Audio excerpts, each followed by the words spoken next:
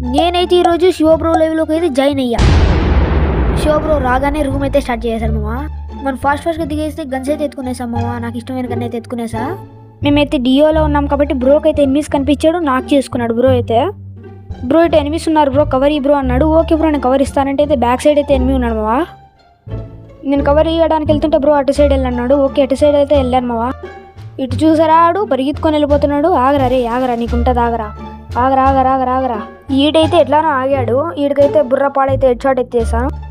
ఎలానో ఇంకా టీం వైబౌట్ కూడా అయిపోయింది. వీడి దగ్గర కొంచెం లూట్ అయితే ఎత్తుకున్నామా.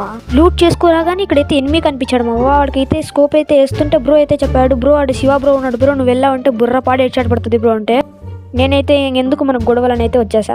అలానో ఇలానో చేసి పీక్లోకి అయితే వచ్చేసాం. ఇక్కడైతే మన బ్రోకి అయితే ఎనిమిస్ కనిపించాలని రెస్ట్ అయితే చేయమన్నాడు. ఓకే బ్రో అని రెస్ట్ చేసేస్తానని MP4 లో దింపుతున్నాడికి. ఈ సిచ్యువేషన్లో బ్రో కూడా నాకు అయిపోయాడు మావా. బ్రో అయితే చెప్తూనే ఉన్నాడు, బ్రో బ్యాక్ వెళ్ళి బ్రో బ్యాక్ వెళ్ళిపో బ్రో బ్యాక్ వెళ్ళిపో బ్రో అని.